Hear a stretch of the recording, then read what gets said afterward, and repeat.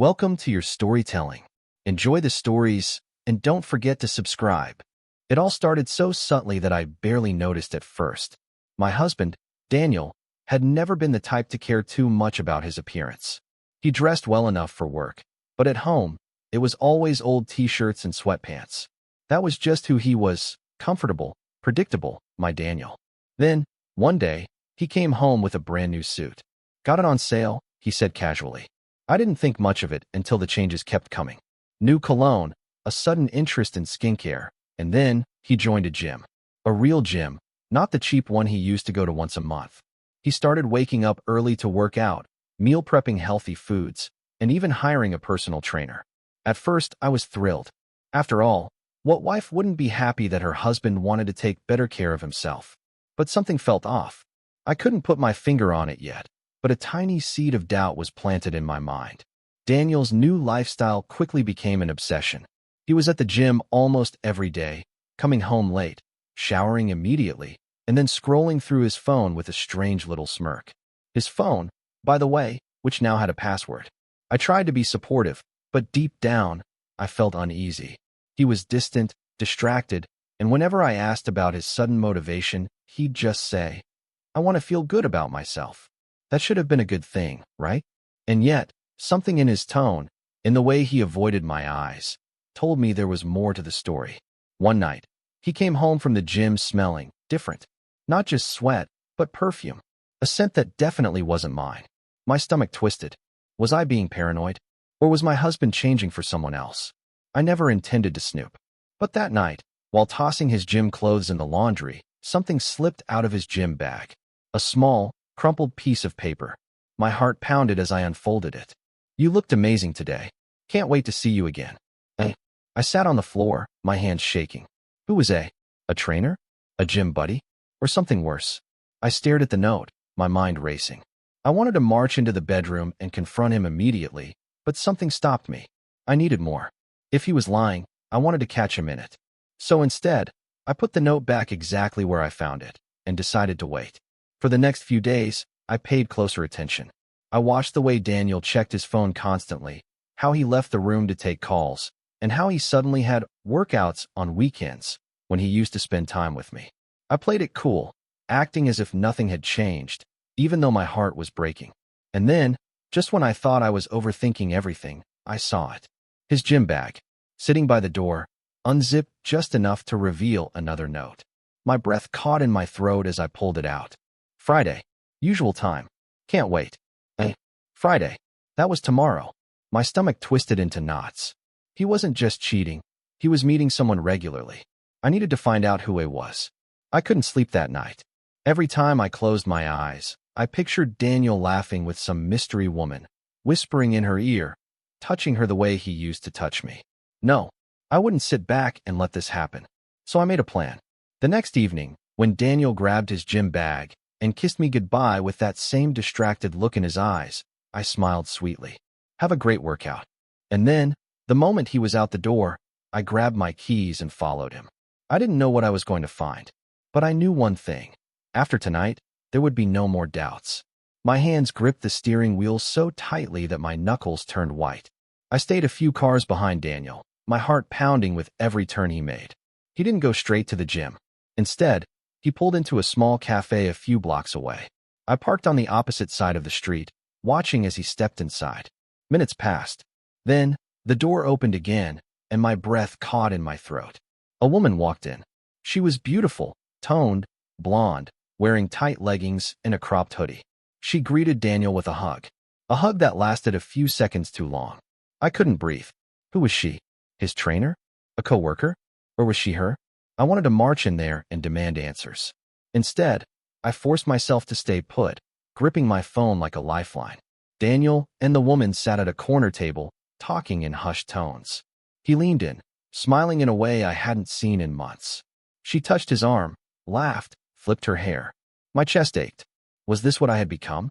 A woman spying on her own husband like some pathetic detective? Then, just as I was about to leave, something happened that made my stomach drop. She slid a small gift bag across the table. Daniel grinned, opening it eagerly. Whatever was inside made him laugh, and then he reached for her hand. I needed to get closer. I grabbed a baseball cap from my back seat, pulled it low over my face, and walked inside. My heart was pounding so loudly I could barely hear my own footsteps. I slid into a booth near theirs, pretending to scroll on my phone while straining to hear their conversation.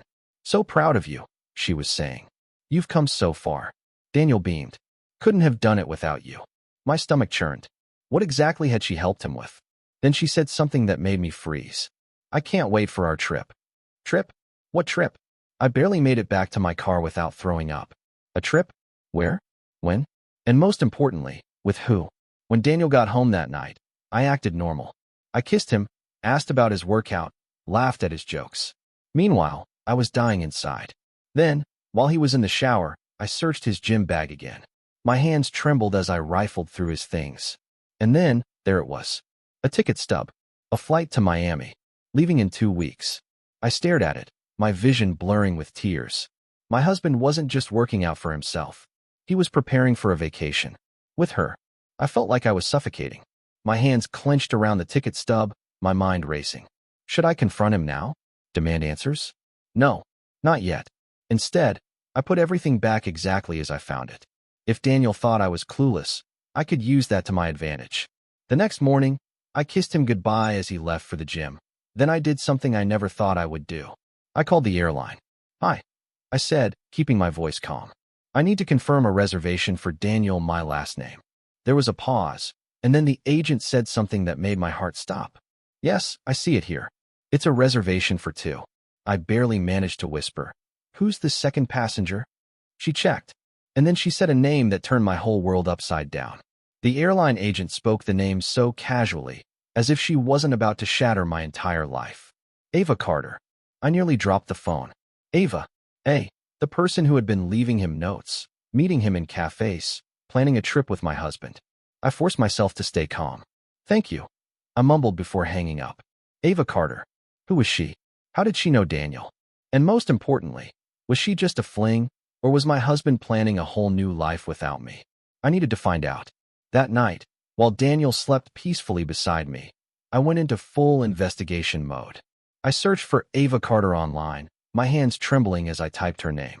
It didn't take long to find her. Her Instagram was public, and my heart clenched as I scrolled.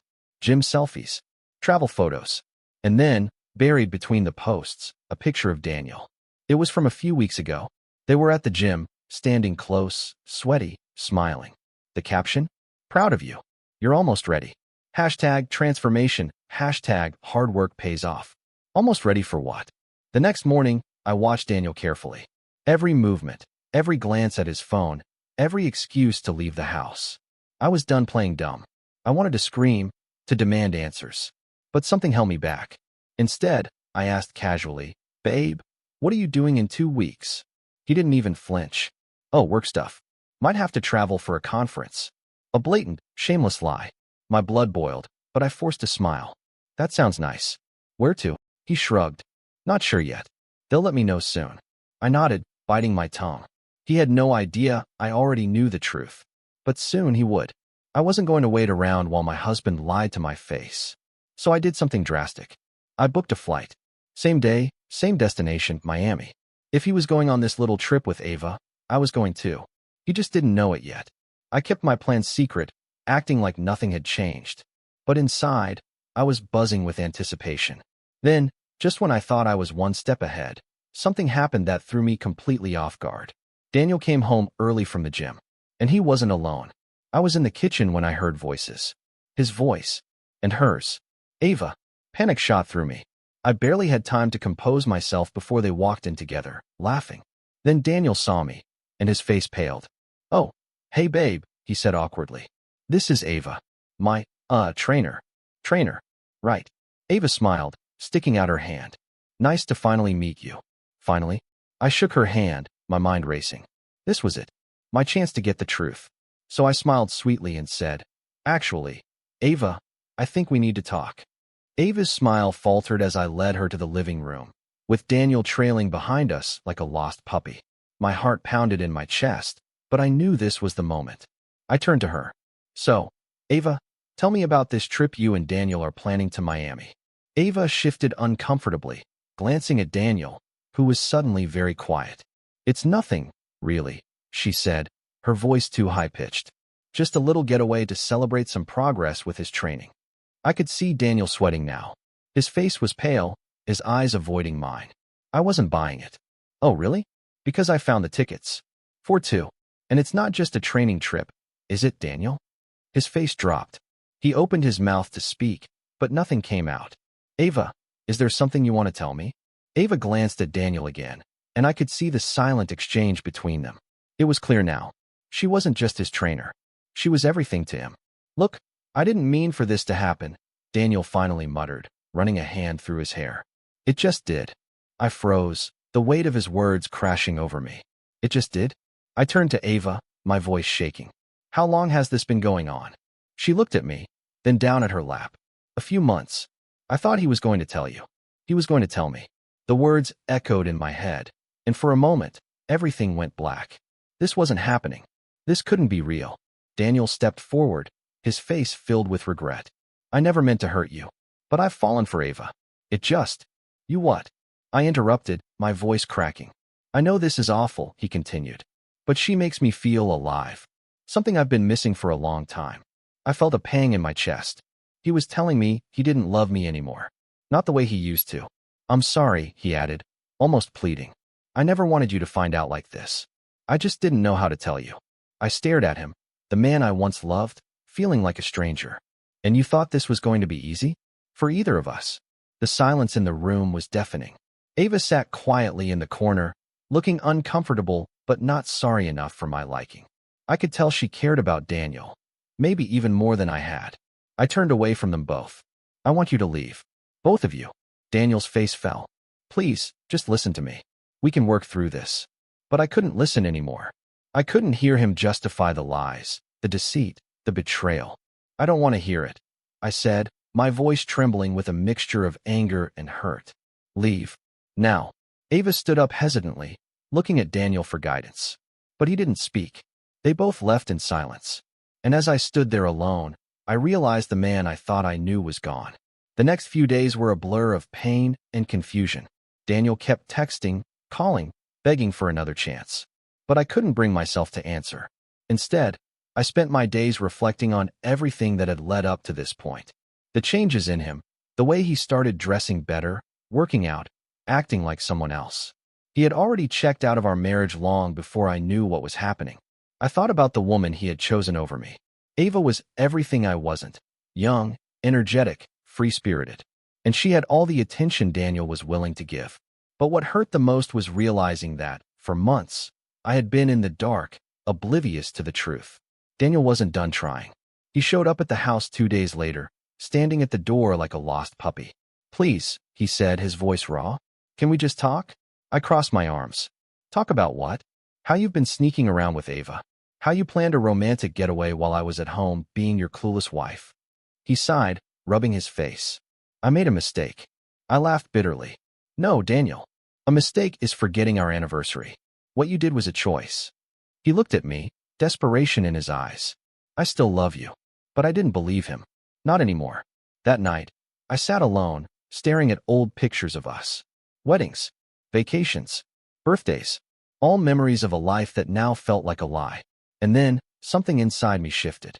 I had spent weeks, months, even years, trying to hold on to a man who had already let go of me. And for what? I deserved more.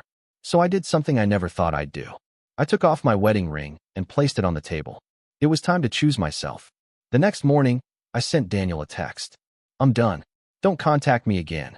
It was the hardest thing I'd ever done, but also the most freeing. I started focusing on myself. I went to the gym, not to impress anyone, but because it made me feel strong. I booked a solo trip, ironically, to Miami. I needed a fresh start.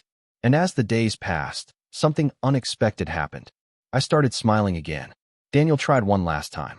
He showed up unannounced, standing on my porch with tears in his eyes. "I'm leaving, Ava," he said.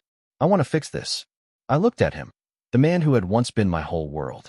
But he wasn't anymore. "You already broke it, Daniel." He reached for my hand, but I stepped back. I deserved better. And for the first time, I truly believed it. The days turned into weeks, and the pain started to fade. I wasn't just surviving, I was thriving. I had been so consumed by my marriage that I had forgotten who I was without it. Now, I was rediscovering myself. I laughed more. I traveled. I started dating. Not seriously, but just enough to remind myself that love wasn't supposed to hurt. And one day, as I looked in the mirror, I saw something I hadn't seen in a long time. Happiness. One evening, while sipping wine on my balcony, my phone buzzed. A message from a number I didn't recognize. Hey, I know this is unexpected, but I just wanted to say, I'm sorry. It was Ava. My stomach twisted. I had moved on, but seeing her name brought everything rushing back. I hesitated, then replied, sorry for what? A moment later, my phone rang. I answered, and what she told me changed everything. Ava sighed on the other end. Daniel lied to both of us. I gripped my phone. What do you mean? I thought he was leaving you. He told me he had left you. But the whole time, he was still sleeping in your bed. I closed my eyes. Of course he had. He played us both, she admitted. And I just wanted you to know. I regret everything. For a second, I didn't know how to respond. But then, I realized something. I didn't hate her. I didn't even care anymore. I met Ava for coffee the next day. Not as enemies, but as two women who had been deceived. We talked for hours. She told me about how Daniel had promised her the world, just like he once did for me. And how, in the end, he had lost both of us. When we parted ways, I felt something unexpected. Relief. Not because Daniel had been exposed, but because I finally had closure. And I was ready to move forward. Months passed, and my life only got better. I had a new job, new friends, and a sense of confidence I never knew I had. One day, I ran into Daniel at a cafe. He looked different, tired, regretful, alone. For a moment, he just stared at me. Then he smiled sadly. You look happy. I met his gaze. I am. And for the first time, I meant it. Walking away from Daniel had once felt impossible. Now, it felt like the best thing I'd ever done. I had found myself again. No more lies. No more betrayal. Just me. And that was more than enough. As I watched the sunset that evening, I smiled. I had lost my husband, but I had gained something so much better. Myself.